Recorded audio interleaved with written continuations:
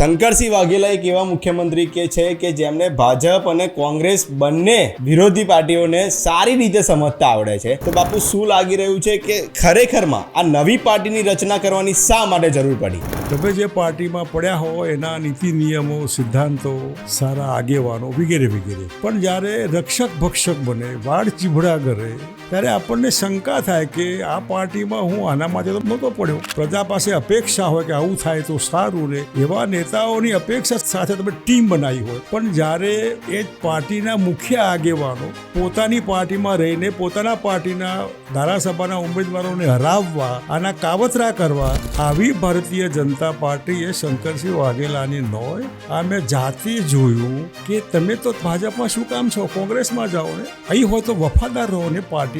કેશુભાઈ પટેલ મુખ્યમંત્રી હતા, એમનું ખરાબ દેખાય, એના માટે વિધાનસભાની સીટો બીજેપીની હરાવો.